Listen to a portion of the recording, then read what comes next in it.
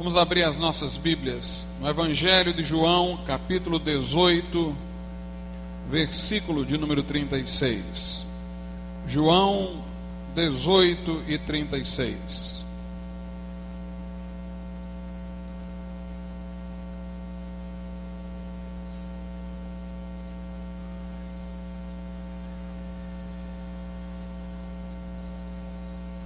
Diz assim a palavra de Deus. Evangelho de João, capítulo 18, versículo de número 36. Respondeu Jesus: o meu reino não é deste mundo. Se o meu reino fosse deste mundo, pelejariam os meus servos, para que eu não fosse entregue aos judeus. Mas agora o meu reino não é daqui. Podeis assentar.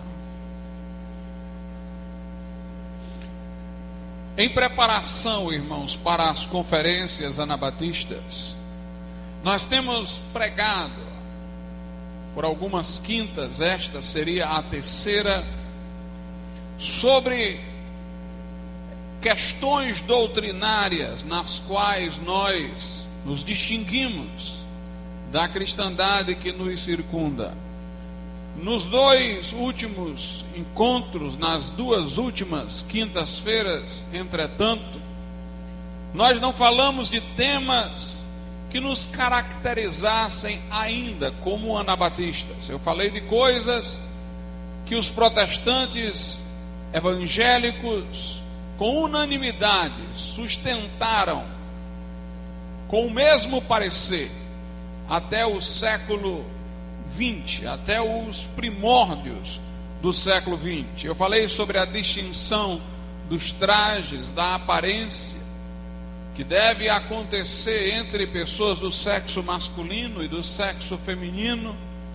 Eu falei sobre a doutrina das vocações. Todas estas coisas não nos distinguiriam dos demais em séculos anteriores.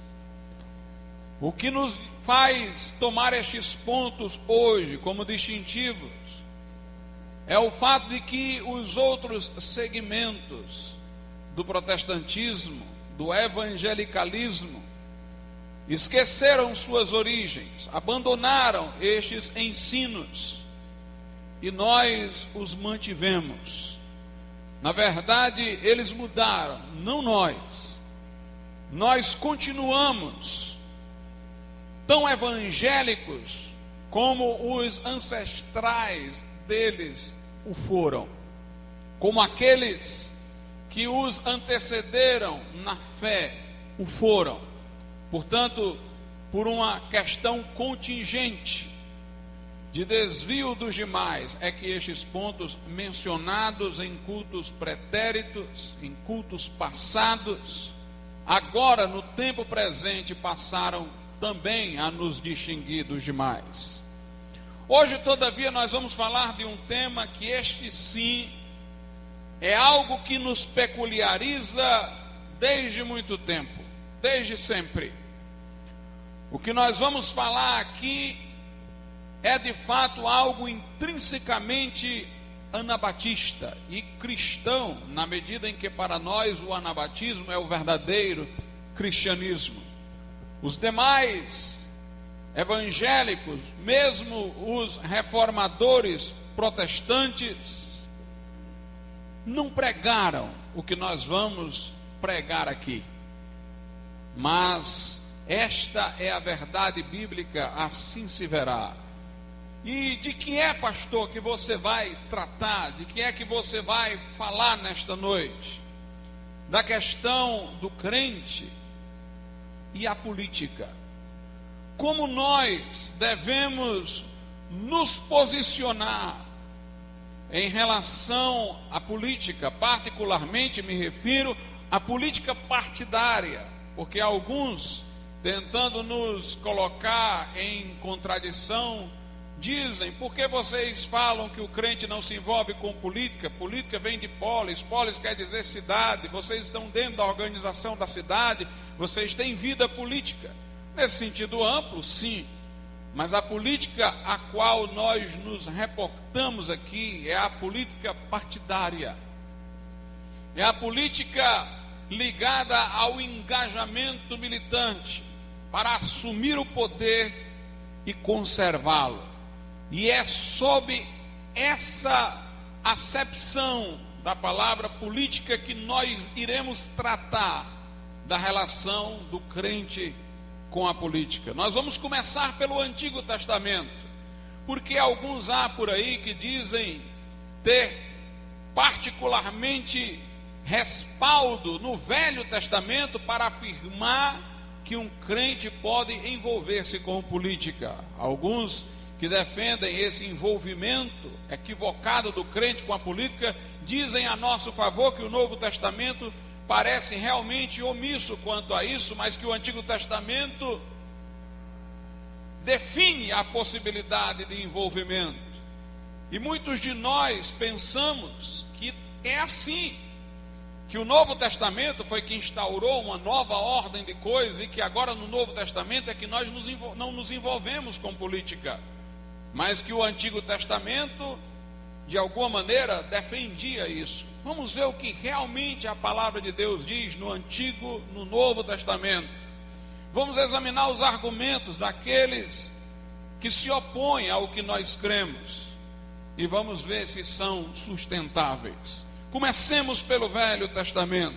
Nós sabemos que quando a nação de Israel surgiu, ela tinha líderes proféticos como Moisés, tinha sacerdotes para o culto, tinha líderes militares como os juízes, tinha conselheiros, mas no início esta nação que foi libertada do Egito com mão forte e braço estendido pelo Senhor, esta nação não tinha um rei. A primeira vez que surgiu a ideia de se estabelecer em Israel um rei é mencionada no livro de Juízes, no Velho Testamento, no capítulo de número 8.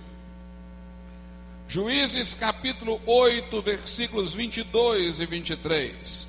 Havia um juiz em Israel, líder militar, conselheiro da nação que Deus levantara em momentos difíceis, chamado Gideão. Este homem trouxe vitória à nação contra os seus inimigos, e o povo o quis fazer rei. Juízes 8, 22 e 23. Então os homens de Israel disseram a Gideão: domina sobre nós, tanto tu como teu filho e o filho de teu filho. Eles queriam instituir uma monarquia hereditária, porquanto nos livraste da mão dos midianitas. O povo pede que Gideão aceite o cargo de rei.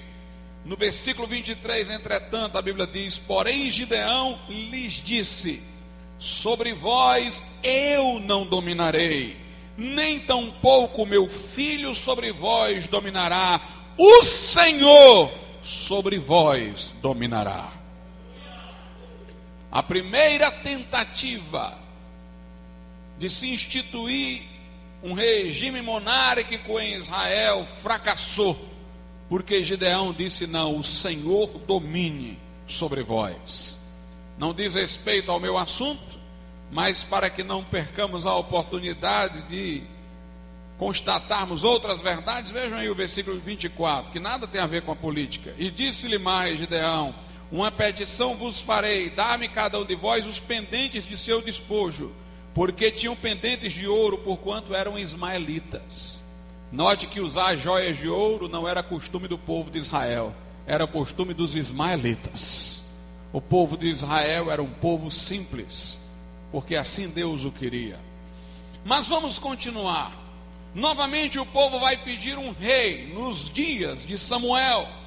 Primeiro livro de Samuel,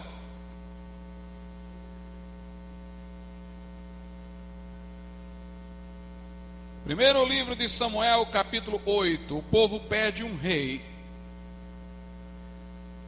a Samuel. que era um profeta de Deus. Primeiro livro de Samuel, capítulo 8, a partir do verso 4.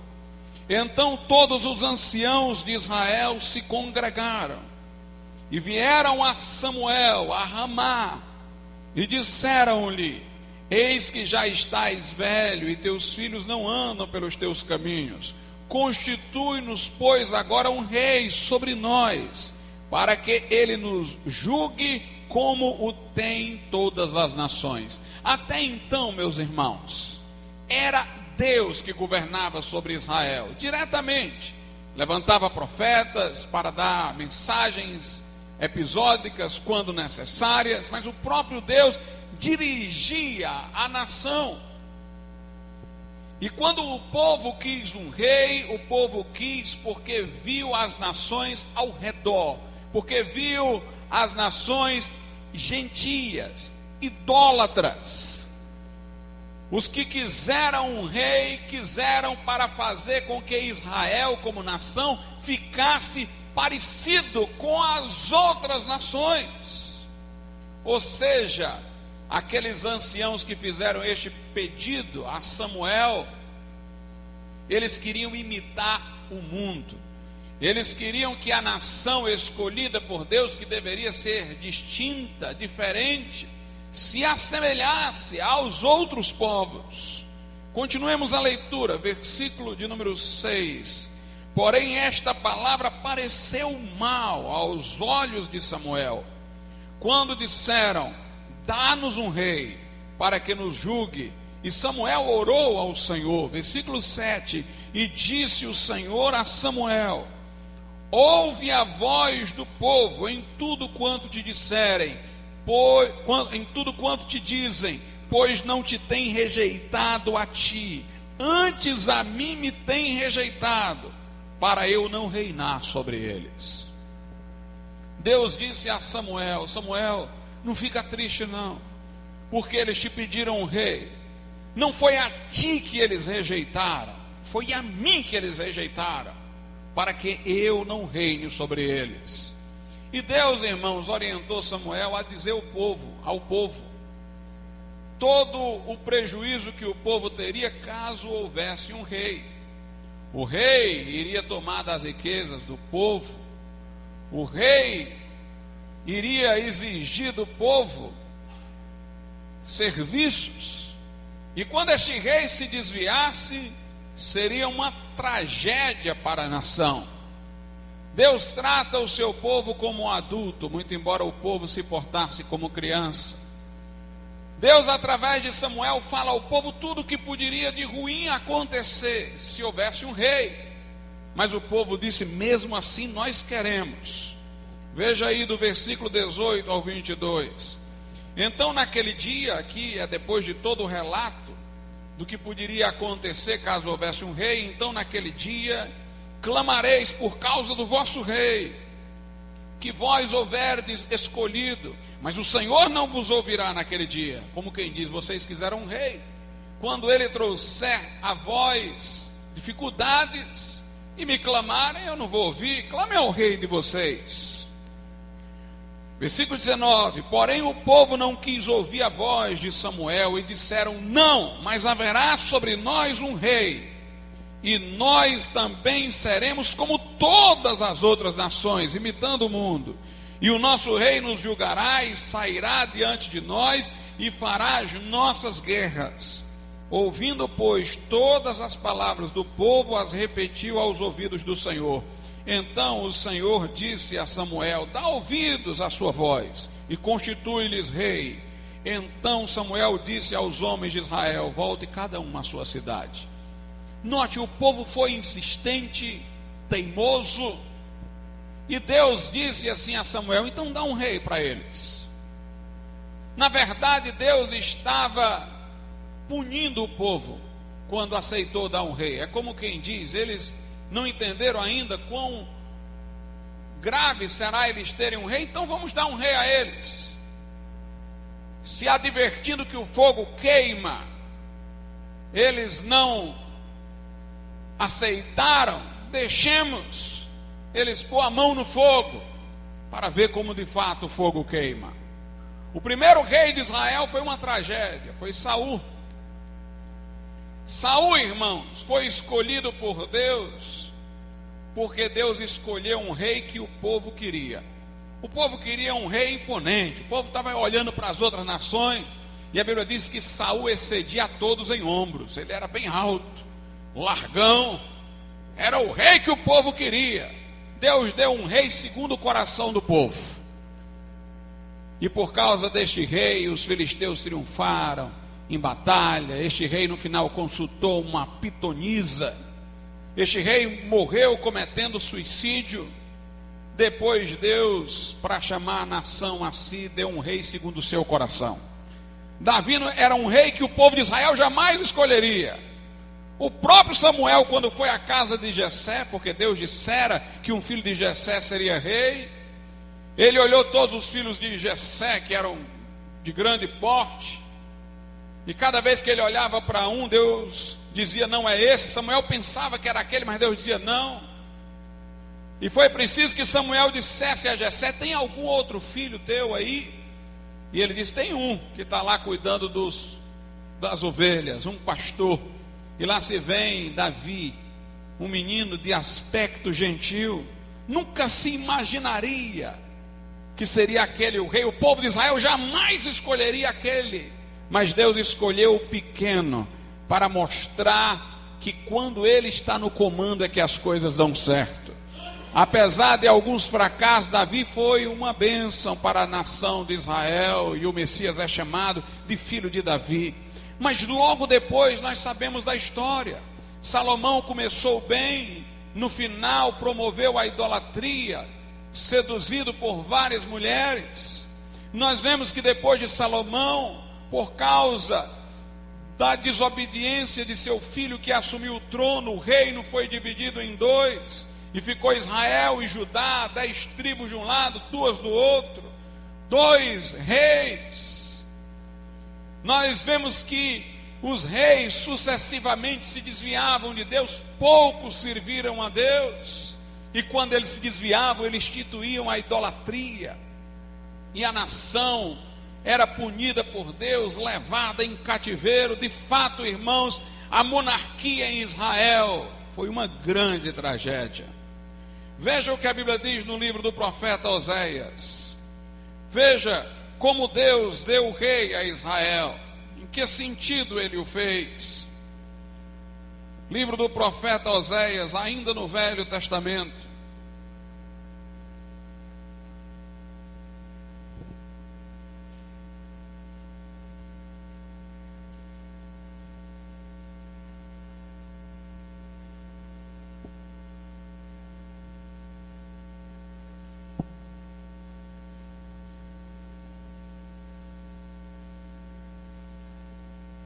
Oséias, capítulo de número 13, versículo 11. Eu vou ler aqui o 10 e o 11. Oséias 13, 10 e 11. Onde está agora o teu rei, para que te guarde em todas as tuas cidades, e os teus juízes, dos quais disseste: dá-me rei e príncipes? Deite um rei na minha ira, e tirei-o no meu furor. Note, Deus diz: eu dei um rei para vocês, porque vocês disseram: dá-me o rei, dá-me príncipe. Cadê esse rei? Quando eu dei rei para vocês, eu dei na minha ira, ou seja, eu dei com desagrado. Eu dei para que vocês sofressem as consequências da escolha errada que estavam fazendo.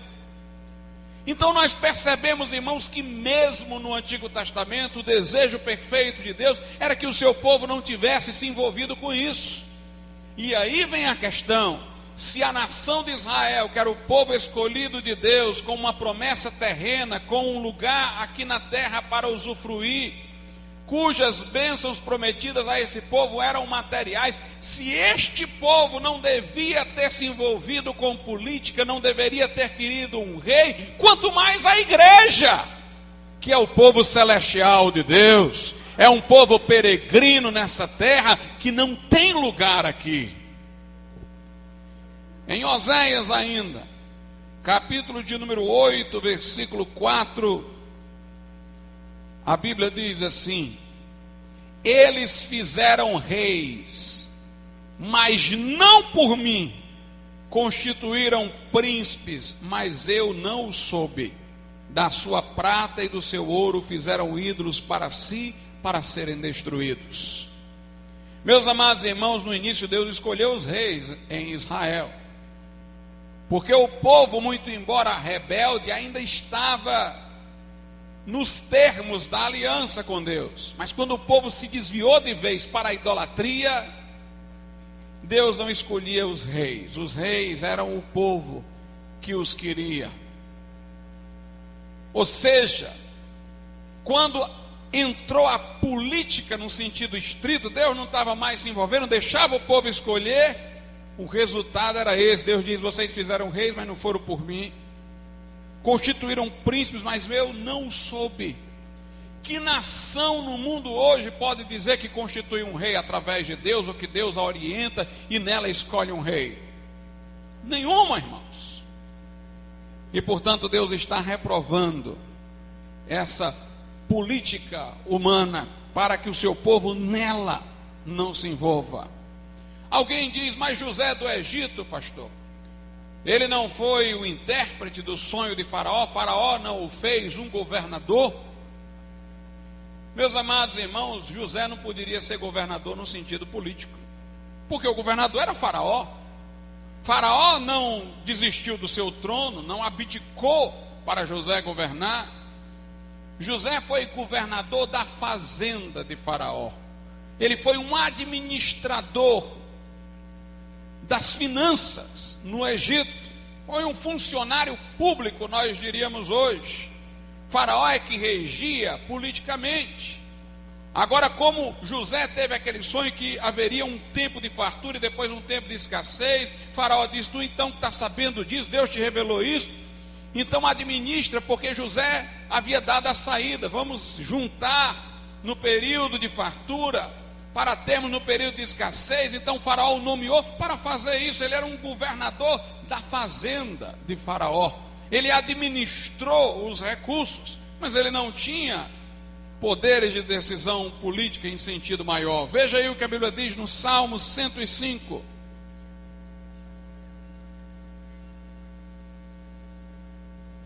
Salmo de número 105,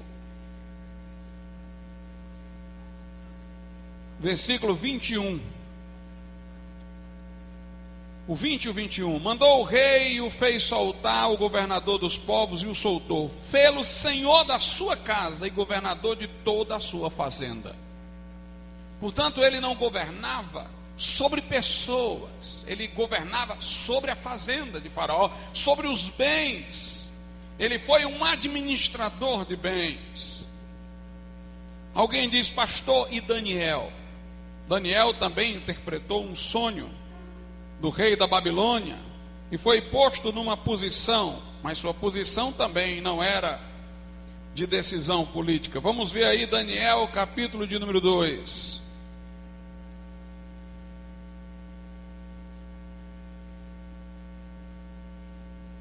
Daniel, capítulo 2, 48 e 49. Então o rei engrandeceu a Daniel e lhe deu muitas e grandes dádivas, e o pôs por governador de toda a província de Babilônia, como também o fez chefe dos governadores sobre todos os sábios de Babilônia. E pediu Daniel ao rei e constituiu ele sobre os negócios da província de Babilônia a Sadraque, Mesaque e Abdenego. Mas Daniel permaneceu na porta do rei. Na verdade, irmãos, o rei quis colocar Daniel numa posição preeminente, e Daniel quis se livrar dela. Ele disse: nomeia aí Sadraque, Mesaque e Abdenego para resolver isso, que eu quero ficar aqui nas portas do rei. Ele quis ficar, foi no palácio, como um sábio que ele era. Ele indiretamente recusou a posição. Ele foi nomeado para esse alto posto e indicou 3 israelitas, e ficou dentro das portas do rei. E alguém vai dizer: mas ele indicou 3 israelitas. Sim, não deu certo por 3 israelitas. A prova que política não dá certo para crente, os 3 também não deram certo não. Foram lá para a posição Nabucodonosor fez uma estátua sua, que na verdade não era tanto uma projeção de sua pessoa, mas de seu império, e exigiu que ao soar de determinados instrumentos, todos se dobrassem diante dela. Aquele ato, embora fosse um ato idólatra, era primariamente um ato cívico, uma homenagem à representação do império. E Sadraque, Mesaque e Abdenego rejeitaram e disseram: nós não vamos nos dobrar. Então vão para a fornalha de fogo. Eles disseram: então Deus nos livrará, mas ainda que Ele não nos livre, nós não nos dobraremos. Depois, irmãos, e nós sabemos da história, eles foram lançados na fornalha de fogo, mas Deus os protegeu. Eles foram, depois disso, reconhecidos, mas não se fala mais em continuidade deles num cargo específico. Depois nós temos lá em Daniel, capítulo de número 4, o seguinte, nos versículos 8 e 9: mas por fim entrou na minha presença Daniel, cujo nome é Beltesazar, segundo o nome do meu Deus, e no qual há o Espírito dos deuses santos. Aqui é o rei da Babilônia falando. E eu lhe contei o sonho, dizendo: Beltesazar, que era o nome que deram a Daniel lá na Babilônia, mestre dos magos. Eu quis apenas ler isso para que saibamos qual era a posição real de Daniel. Ele era um mestre dos magos, ou seja, mestre dos sábios. Sua posição era acadêmica, ele era um conselheiro. Mas vamos ver aí Daniel, capítulo de número 5. Porque Belsazar, outro rei da Babilônia, quis dar um cargo para Daniel, um cargo político. Daniel, capítulo 5, versículo de número 29. Aqui apareceu uma mão, que foi uma manifestação divina, escreveu algumas palavras, e as palavras eram de julgamento contra Belsazar, dizendo que o juízo de Deus viria sobre ele. Daniel foi quem interpretou as palavras escritas por aquela mão que apareceu, e o Belsazar quis dar um cargo político a ele, para ver se comprava Deus, né? E evitava o juízo divino. Veja aí o versículo 29. Então mandou Belsazar que vestisse a Daniel de púrpura, e que lhe pusessem uma cadeia de ouro ao pescoço, e proclamassem a respeito dele que havia de ser o terceiro no governo do seu reino. Aqui era um cargo político mesmo. Era ele, Belsazar, depois um outro, depois seria Daniel, o terceiro. Pastor, e Daniel assumiu essa posição? Não, veja aí o versículo 30. Naquela noite foi morto Belsazar, rei dos caldeus. Daniel foi nomeado num dia, e no mesmo dia o que nomeou morreu. Deus não deixou ele assumir esse posto. Veio Dário, o Medo, e venceu o império babilônico. Aqui em Daniel, capítulo de número 6, versos 1 e 2, a Bíblia diz: e pareceu bem a Dário constituir sobre o reino 120 príncipes que estivessem sobre todo o reino, e sobre eles 3 presidentes, dos quais Daniel era um, aos quais estes príncipes dessem conta, para que o rei não sofresse dano. Daniel foi para um cargo de fiscal. Os outros que governavam tinham que prestar conta com ele. Ele era um fiscal, um auditor da receita daquele tempo. E nós sabemos que ainda assim ele teve problemas com aquele político, Dário, porque convenceram Dário a fazer um decreto dizendo que ninguém poderia se dirigir a outro Deus em petição por um período, mas somente a ele, Dário. E Daniel, irmãos, orou ao seu Deus sem se preocupar, abriu até as janelas para que todos pudessem ver. E então foi denunciado ao rei. O rei amava Daniel, não o queria punir. Eu já vi alguém dizer que a Babilônia era chamada aqui na Bíblia de um reino excelente. Nabucodonosor, rei de reis, que teria sido um reino realmente excelente, o da Babilônia, e na sua continuidade Medo-Persa, depois que foi dominada por Ciro e Dário, porque a lei lá se aplicava a todo mundo, até o próprio rei. Porque Dário queria poupar Daniel. Quem sabe a relação de Ciro com Dário nesse momento, se Dário era um subchefe com Ciro ou se ele já estava governando, mas o fato é que ele baixou um decreto e nem ele próprio, mesmo querendo livrar Daniel, poderia ir contra o decreto. Naquele tempo a lei se aplicava a todos, irmãos. E Daniel foi lançado na cova dos leões por causa de questões políticas. Mas Deus livrou seu servo na cova dos leões. Portanto, nós não vemos aqui nada que justifique um crente envolver-se com política. Mas vamos ao Novo Testamento, onde as coisas ficam mais inequívocas ainda. Aqui em João 18:36, que nós lemos no início dessa mensagem, nós temos uma palavra interessante de Jesus. Ele diz a Pilatos: o meu reino não é deste mundo. Se ele diz o meu reino não é deste mundo, ele está dizendo que os outros reinos são deste mundo. E o crente, irmãos, não é deste mundo. O meu reino não é deste mundo. Se o meu reino fosse desse mundo, pelejariam os meus servos. Se o reino de Deus fosse desse mundo, nós estaríamos com um candidato, nós montaríamos um partido político, nós estaríamos no meio da rua distribuindo panfleto, nós estaríamos com bandeira, nós pelejaríamos se o reino de Jesus fosse desse mundo. Mas como o reino de Jesus não é desse mundo, nós estamos pregando nas praças, distribuindo folhetos evangelísticos nas ruas. Mas Jesus diz uma coisa interessante. Ele diz: agora o meu reino não é daqui. Por que ele diz agora? Porque um dia vai ser. Porque um dia o Senhor Jesus voltará em glória com a sua igreja arrebatada, irá desfazer os reinos deste mundo e ele reinará sim com a sua igreja. Pastor, nós vamos reinar? Vamos, mas não com os políticos deste mundo. Nós vamos reinar com Jesus quando ele vier em glória. Vamos reinar com Jesus.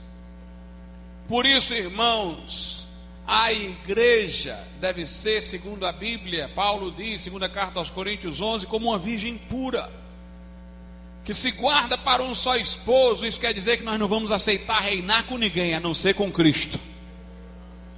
Aleluia! A falsa igreja, que também na Bíblia é comparada a uma mulher, é comparada a uma prostituta, que não se guardou para o esposo. E ela se prostituiu com quem, pastor? Com a política desse mundo. Veja aí Apocalipse, capítulo de número 17. Apocalipse, capítulo de número 17, a Bíblia diz assim sobre a falsa igreja, versículos 1 e 2. E veio um dos 7 anjos que tinham as 7 taças e falou comigo, dizendo: vem, mostrar-te-ei a condenação da grande prostituta, que está assentada sobre muitas águas, com a qual se prostituíram os reis da terra, e os que habitam na terra se embebedaram com o vinho da sua prostituição. Igrejas aliadas de reis e políticos, igrejas que trocam favores na época de eleição, irmãos, crentes que se envolvem em campanhas, que se envolvem em política. Essa é a igreja prostituta, é a mulher prostituta, é a igreja falsa. Mas a igreja verdadeira de Jesus é a virgem que se guarda para o esposo. Nós vamos reinar, mas somente com o Senhor Jesus Cristo. Aleluia. Em Lucas, veja o que a Escritura diz. Evangelho de Lucas, capítulo de número 4, do 5 ao 8. Evangelho de Lucas, capítulo 4, a partir do 5. E o diabo levando-o, isto é, a Jesus, a um alto monte, mostrou-lhe num momento de tempo todos os reinos do mundo. E disse-lhe o diabo: dar-te-ei a ti todo este poder e a sua glória, porque a mim me foi entregue, e dou a quem quero. Portanto, se tu me adorares, tudo será teu. E Jesus respondendo, disse-lhe: vai-te para trás de mim, Satanás, porque está escrito: adorarás o Senhor teu Deus, e só a Ele servirás. Note, o diabo mostrou a Jesus os reinos da terra, e ele disse: eu vou te dar tudo isso, se tu prostrado me adorares, porque estes reinos me foram entregues, a política está nas mãos de Satanás. E ele disse: eu dou esses reinos a quem eu quiser. Pastor, quem deu esses reinos ao diabo? O homem, quando caiu. Deus no princípio deu ao homem o domínio sobre a natureza, dominará sobre as aves, os animais e tal. Mas quando Adão pecou, irmãos, ele perdeu a regência. O diabo é chamado agora o príncipe desse mundo, Deus deste século. O homem entregou a Satanás. Os reinos deste mundo estão subjugados pelas trevas. E o diabo disse a Jesus: me foram entregues, eu dou a quem eu quero. Portanto, meus irmãos, ninguém chegue lá em cima e diga: foi Deus que me colocou aqui especificamente. Não, o diabo foi quem disse: eu dou a quem eu quero. Jesus não contestou Satanás. Jesus não disse: os reinos do mundo não te foram entregues, tu não podes dar a quem tu quiseres. Ele não contestou. Ele disse: eu não vou é te adorar, porque ao Senhor Deus adorarás, e só a Ele prestarás culto. Em Efésios 6:12, a Bíblia diz que este mundo está dividido em territórios, e as regiões estão entregues a potestades, a demônios. Efésios, capítulo de número 6, diz assim a Escritura Sagrada, Efésios 6:12: porque não temos que lutar contra a carne e o sangue, mas sim contra os principados, são regiões, domínios, contra as potestades, são os demônios que estão na liderança desses principados, contra os príncipes das trevas deste século, contra as hostes espirituais da maldade nos lugares celestiais. Eu quero que os irmãos percebam uma coisa. No Antigo Testamento, quando a Bíblia vai falar de Satanás, é numa profecia contra o rei de Tiro. O profeta está falando contra o rei de Tiro e começa a falar do rei de Tiro como se fosse Satanás. Sabe por quê, irmãos? Porque por trás da figura humana do rei de Tiro estava Satanás dominando aquela política. Veja aí Ezequiel 28, do 11 ao 15, veio a minha palavra do Senhor dizendo: filho do homem, levanta uma lamentação sobre o rei de Tiro. E diz-lhe: assim diz o Senhor Deus, tu eras o selo da medida, cheio de sabedoria e perfeito em formosura, estiveste no Éden. O rei de Tiro não esteve no Éden. Está falando de Satanás, mas é que por trás da figura humana que reinava em Tiro estava o rei real, que era Satanás. Estiveste no Éden, jardim de Deus, de toda pedra preciosa era a tua cobertura, sardônia, topázio, diamante, turquesa, onis, jaspe, safira, carbúnculo, esmeralda e ouro. Em ti se faziam os teus tambores e os teus pífaros. No dia em que foste criado foram preparados. Tu eras o querubim, é um anjo, ungido para cobrir, e te estabeleci no monte santo de Deus. Estava no meio das pedras afogueadas, estavas no meio das pedras afogueadas, andavas, perfeito eras nos teus caminhos, desde o dia em que foste criado, até que se achou iniquidade em ti. É de Satanás que ele está falando. Mas a profecia era direcionada ao rei de Tiro. Lá em Daniel, capítulo 10, versículos 12 e 13.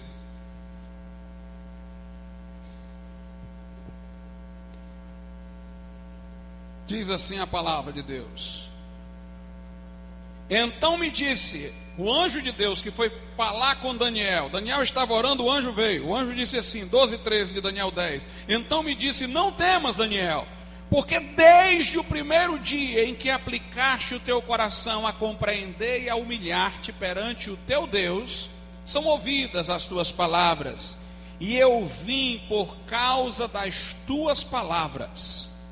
mas o príncipe do reino da Pérsia me resistiu. O anjo está dizendo que desde que Daniel começou a orar, ele veio, mas ele foi resistido pelo príncipe da Pérsia. Foi um homem que resistiu ao anjo? Não, era um demônio o príncipe da Pérsia, por trás da figura humana.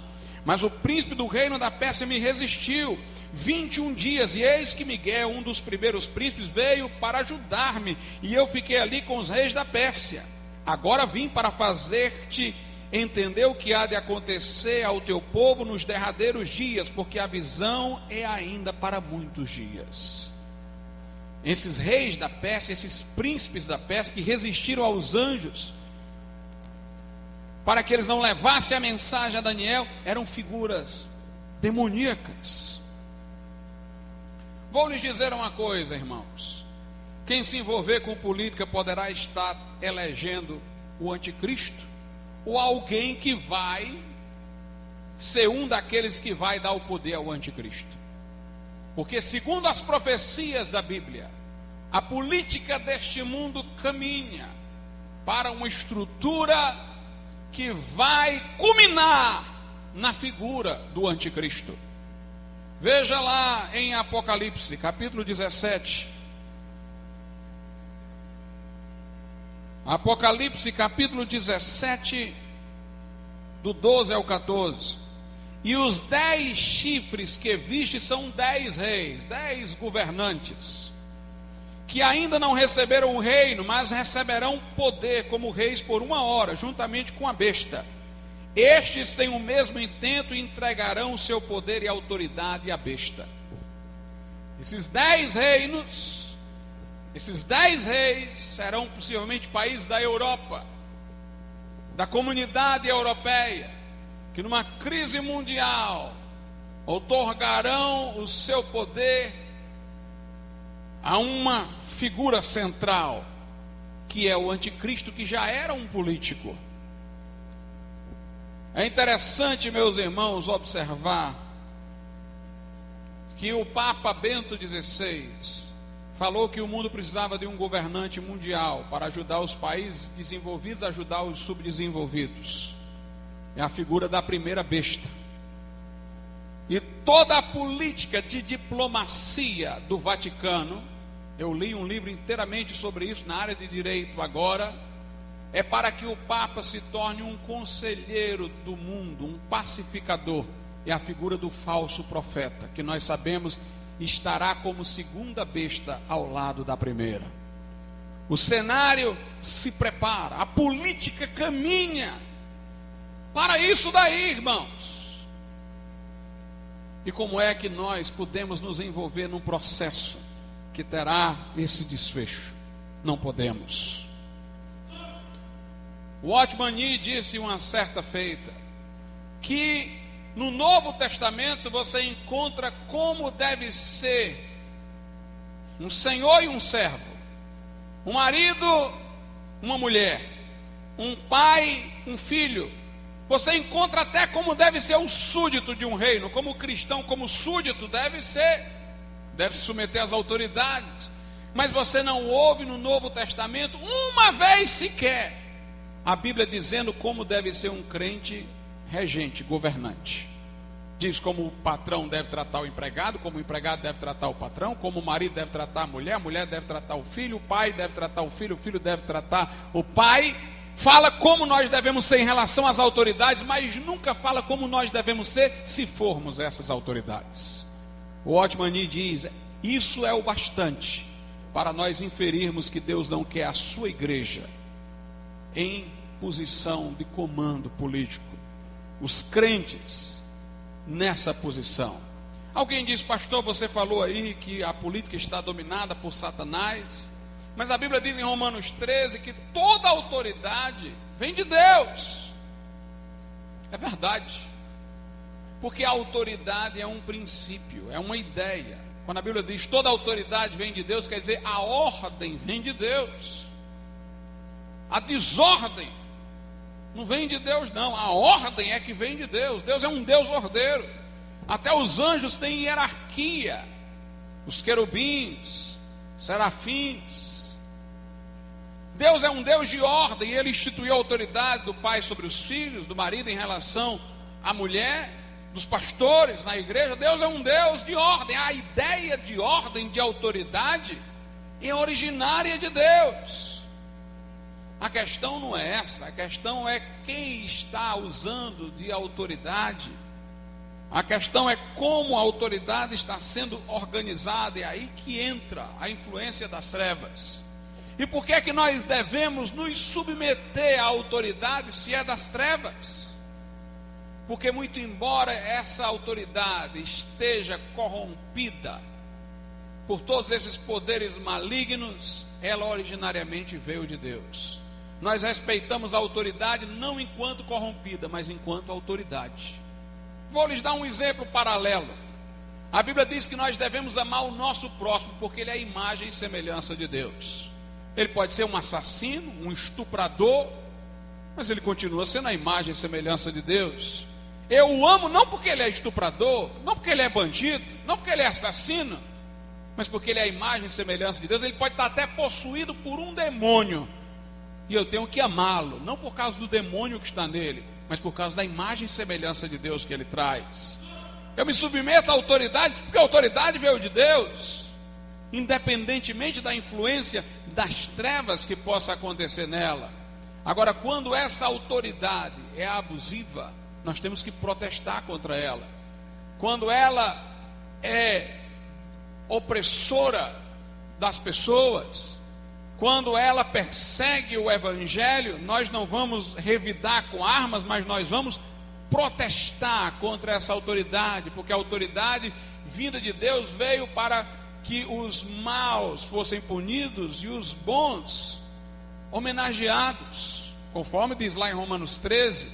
Quando sai desses parâmetros, nós já estamos vendo os sinais de corrupção na autoridade, e nós temos que protestar. O homem endemoniado tem os seus momentos de lucidez, em que ele é humano, e tem os momentos em que ele está endemoniado, mas sempre ele é o mesmo ser humano, a imagem e semelhança de Deus. O poder, por mais corrompido que esteja por Satanás, ele ainda tem sintomas de fidelidade, porque Deus impõe limites à corrupção de Satanás. Eu me submeto à autoridade por ela ter sido instituída originariamente por Deus, por ela ter limites à corrupção que Deus estabelece. Mas eu sei que a coisa está influenciada pelo maligno para que eu não me intrometa lá. E aqui eu quero dizer uma outra coisa. Nós falamos que o crente não deve se envolver com política, no sentido de política partidária. Mas nós protestamos contra as injustiças sociais. Nós protestamos contra a corrupção na política. Alguns entendem, irmãos, quando nós falamos que um crente não deve se envolver com política, que nós devemos viver completamente alheios ao que está acontecendo, que nós devemos fechar os olhos para a injustiça e para a corrupção. Mas a igreja é profética. A igreja está aqui, irmãos, para pregar contra o pecado individual e social, contra a corrupção individual e a corrupção política. Hoje eu abri o meu e-mail e lamentei porque vi que um dos ministros já quer poupar os líderes do mensalão. Puniram os de baixo e não querem punir os de cima. Nós deveríamos estar protestando contra isso, irmãos. Quando se quer fazer uma lei para legalizar a união homossexual, os crentes estão lá para protestar, e estão certos. Não estão se envolvendo com política. Se envolverem, estão errados. Se em nome dessa luta se aliarem a algum partido, estão errados, mas tem que protestar contra o errado, tem que protestar contra o aborto. E deveriam estar também cercando o Supremo Tribunal Federal, para que não fosse conivente com a corrupção. Nós temos que falar. Nós somos profetas de Deus, como os profetas do Antigo Testamento, como João Batista denunciou o adultério de Herodes. Eu não ensino a passividade. Uma vez um irmão mandou uma mensagem pelo site, eu havia escrito um artigo sobre o crente e a política, ele mandou uma mensagem, um comentário, um irmão de outra igreja, dizendo: pastor, e aí, nós vamos deixar então a política fazer as coisas erradas, nós vamos ficar passivos, se a gente não deve se envolver com política? Eu disse: irmão, se a igreja fosse o que ela deveria ser, ela estaria muito mais frutífera em melhorar o mundo do que sendo o que ela não deveria ser. Nós vemos aí pastores se envolvendo com política, com partido, para tentar evitar casamento homossexual, evitar isso, aquilo, não estão conseguindo nada. Estão se corrompendo. Daqui a pouco se ouve falar de um escândalo no qual eles também estão envolvidos. A igreja, irmãos, deveria estar noutra posição, sem ligar-se a nenhum partido, mas a favor da virtude, da decência, contra o pecado, fazendo soar a voz profética, tocando a trombeta esse ano. Nós temos que ser sal da terra e luz do mundo. Nós não podemos impedir que este mundo continue pecando, mas nós podemos fazer com que eles não tenham paz enquanto pecam. Nós podemos, irmãos, açoitar, não fisicamente, os injustos, mas açoitar a sua consciência. Nós não temos homem-bomba para explodir, mas a palavra de Deus em nossa boca deveria ser uma bomba na consciência da sociedade. A igreja é a consciência de um mundo sem consciência. Se os crentes estivessem se manifestando, não do lado do partido A, não do lado do partido B, não buscando apoio aqui, apoio ali, mas como igreja, de uma perspectiva bíblica, teológica, falando contra o pecado, meus irmãos, com unção do Espírito Santo e virtude do alto, nós estaríamos mais ativos em deter o mal neste mundo. Em deter o mal. O processo político conduzirá ao anticristo. Arno Froese escreveu um livro que quem puder ler, leia, é da editora atual, da Chamada da Meia-Noite. O livro intitula-se A Democracia Elegerá o Anticristo. Ele fala contra a democracia atual, corrompida, e diz que ela terminará na eleição da figura do anticristo. E ele conclama a igreja a não se envolver com política, a não se envolver com essa democracia. A democracia no passado, que não era tão degenerada quanto a de agora, entendia que você poderia eleger os candidatos. A democracia era para escolher os candidatos, mas o certo e o errado pertenciam a padrões fixos e eternos, inerentes à nossa consciência, mas hoje eles querem votar tudo, até o que é certo e errado. Acham que têm direito de decidir o que é certo e errado pela maioria, como se o homem fosse Deus. Nós tivemos, irmãos, um episódio na Bíblia em que a democracia funcionou contra o Evangelho. Lembremos-nos, Pilatos colocou Jesus e Barrabás e deixou para a eleição democrática. Os fariseus influenciaram com a sua posição o povo. Hoje em dia, há os meios de comunicação de massa muito mais eficazes para essas influências do que a mera opinião dos fariseus, dos saduceus. E Pilatos disse: eu solto quem? E o povo, democraticamente, diz: solta Barrabás. E o que eu faço de Jesus chamado Cristo? O povo disse: crucifica-o. Lá em Atos, capítulo de número 4, verso 26, a Bíblia diz que os príncipes desse mundo, os reis da terra, todos se ajuntaram a uma contra o Senhor e contra o seu ungido. Este mundo, meus irmãos, está contra Deus. E vou mais além. Um crente também não pode ser um magistrado, nem membro do executivo, nem do judiciário, nem do legislativo, porque os membros do judiciário têm que aplicar leis que são feitas por este mundo, nem todas condizentes com a palavra de Deus. Pastor, um crente pode ser um advogado? Pode, porque ele escolhe em que casos vai atuar. Ele pode ter muitos cargos, mas o juiz, ele se atém à lei.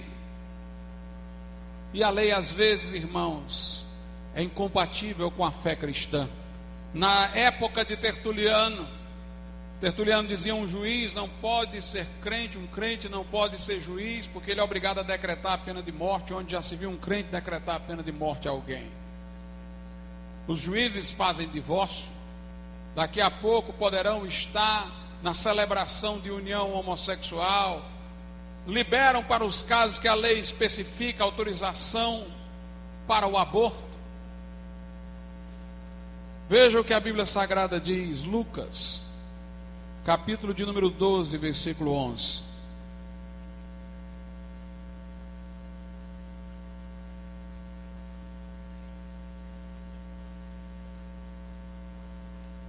Lucas 12, a partir do 11.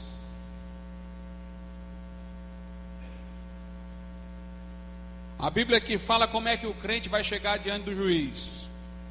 No 11. E quando vos conduzirem às sinagogas, aos magistrados e potestades, não estejais solícitos de como ou do que haveis de responder, nem do que haveis de dizer. Nós vamos chegar lá perseguidos. Porque na mesma hora vos ensinará o Espírito Santo que vos convém a falar.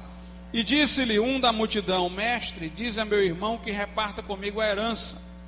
Mas ele lhe disse: homem, quem me pôs a mim por juiz ou repartidor entre vós? Jesus é juiz, mas a pergunta de Jesus aqui é crucial.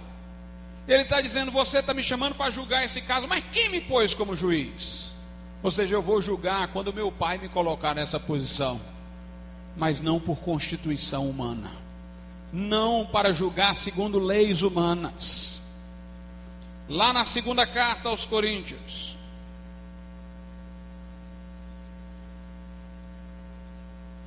aliás, primeira carta aos Coríntios, capítulo 6, versículo 1.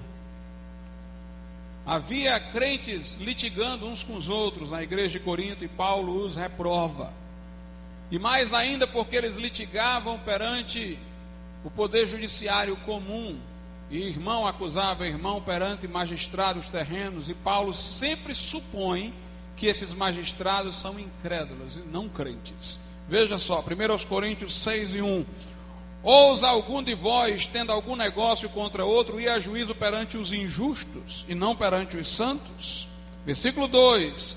Não sabeis vós que os santos hão de julgar o mundo? Nós vamos julgar o mundo, irmãos, mas quando reinarmos com Cristo. Ora, se o mundo deve ser julgado por vós, sois porventura indignos de julgar as coisas mínimas? Veja aí o versículo 6. Mas o irmão vai a juízo com o irmão, e isto perante infiéis. Paulo sempre supõe que o magistrado é um infiel, nunca supõe que seja um crente. Nunca supõe que seja um crente. Alguém me dirá assim: mas pastor, Paulo, será que não estava se situando politicamente nesse mundo quando ele disse: eu sou um cidadão romano? Meus irmãos, nós temos que distinguir no discurso de Paulo quando ele assume uma coisa por convicção e quando ele assume uma coisa estrategicamente. Paulo, por exemplo, era fariseu, todos nós sabemos, antes de converter-se, era da seita judaica dos fariseus. Sabe o que é que distinguia a seita judaica dos fariseus? É que eles criam na ressurreição, os saduceus não. Uma vez prenderam Paulo, porque Paulo estava ensinando que Jesus ressuscitou. Nem fariseus nem saduceus aceitariam isso. Mas Paulo, estrategicamente, quando a multidão se ajunta, ele diz: eu estou aqui porque eu acredito na ressurreição.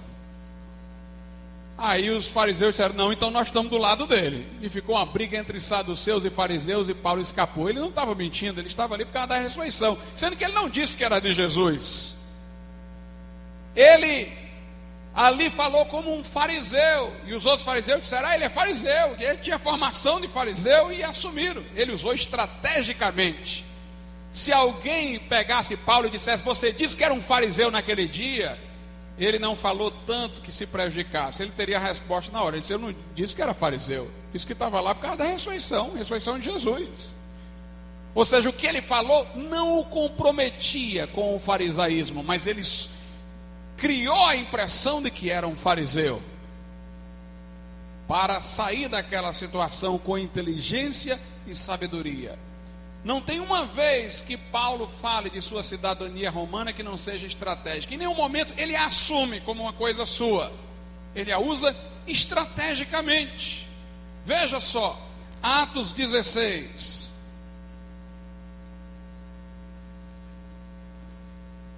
Atos 16, do 37 ao 40. Paulo aqui, irmãos, tinha sido açoitado porque pregara o Evangelho. A maior prova que eu tenho de que ele não queria se apegar à sua cidadania romana como se fosse alguma coisa importante para ele, foi que ele só falou nela que depois foi açoitado. Se ele quisesse usá-la para se proteger, ele teria dito antes de ser açoitado. Ele foi açoitado primeiro, depois que ele falou nela. E na verdade, irmãos, Paulo jamais perderia a oportunidade de sofrer por amor a Cristo. Veja aí o que foi que ele disse, versículo 37. Mas Paulo replicou: açoitaram-nos publicamente, e sem sermos condenados, sendo homens romanos, nos lançaram na prisão, e agora encobertamente nos lançam fora. Paulo diz: eu sou cidadão romano, eu tenho direito a isso. Paulo fez uma pergunta para ele: rapaz, é assim mesmo? Estão certos mesmo? Porque pegaram aqui um cidadão romano aqui, vocês deram uma surra na gente, nem condenaram e vão soltar. Ele não reivindicou nada. Ele falou através de uma pergunta. Ele disse: não será assim, mas venham eles mesmo e tirem-nos para fora. Quer dizer, venham falar com a gente aqui e tal. E os quadrilheiros foram dizer aos magistrados estas palavras, e eles temeram, ouvindo que eram romanos. E vindo lhes dirigiram súplicas, e tirando-os para fora, lhe pediram que saíssem da cidade. Se Paulo quisesse bater o pé na sua cidadania romana, ele tinha ficado lá, mas ele aceitou a sugestão. Vamos embora. Eles foram. Alguém diz: pastor, por que Paulo então falou naquela cidadania romana dele ali? O que ele quis falar? Para proteger os irmãos que iam ficar, para eles ficarem tudo com medo. Rapaz, não vamos chegar aqui e açoitar qualquer crente não, que pode ser um cidadão romano.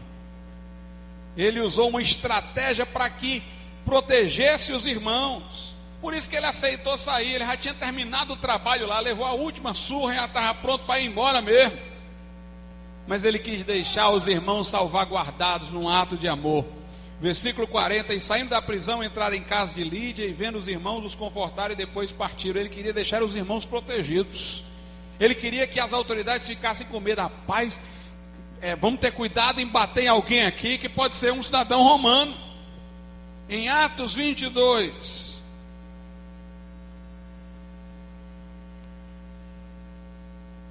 (25 a 29), diz assim: e quando o estavam atando com correias, disse Paulo ao centurião que ali estava: é-vos lícito açoitar um romano sem ser condenado? Note, ele não está reivindicando, ele está fazendo uma pergunta.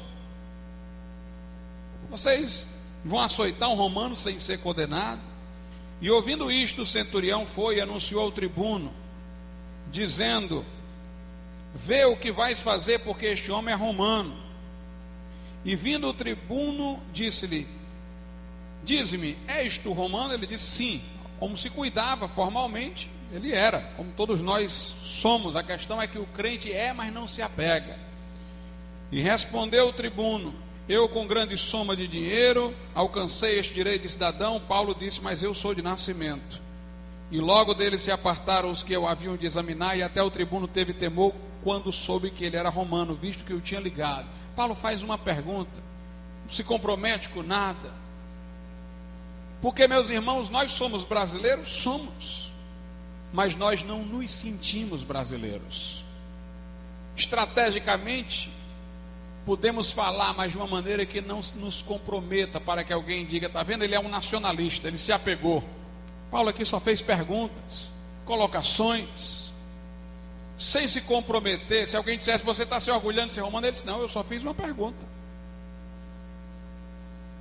Nós somos formalmente, mas o nosso coração não sente isso. Paulo era também hebreu, irmãos. Ele tinha dupla cidadania, era romano e hebreu. Veja o que é que ele diz sobre sua cidadania de hebreu. Para ele, muito mais importante, se fosse o caso, que a cidadania romana. Filipenses 3, versículo 5.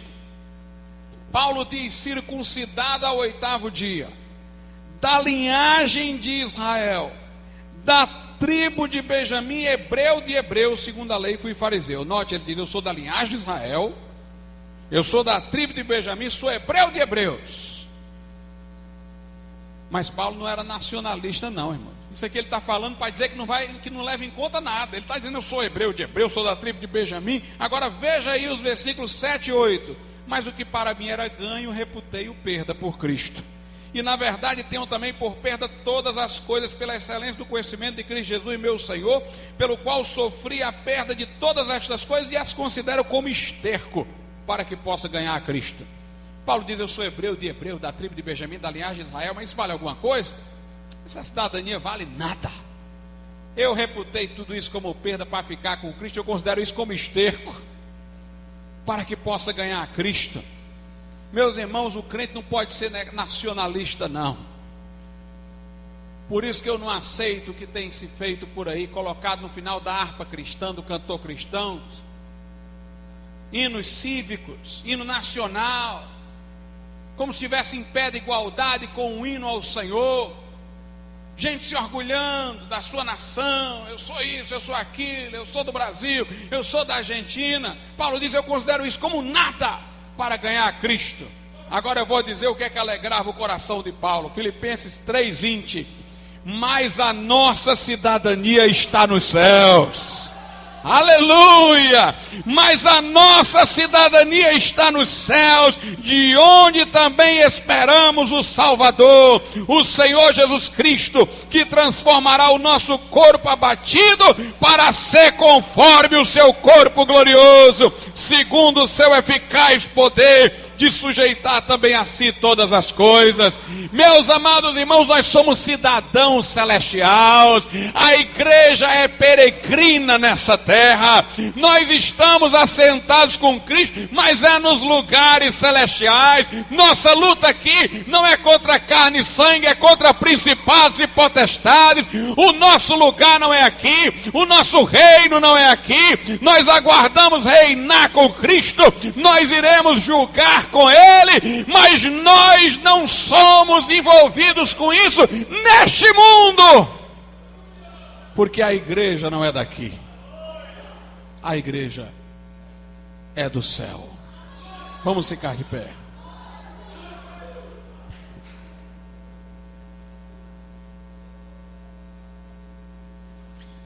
Senhor Deus e Pai, aplica a Tua palavra aos nossos corações, meu Deus.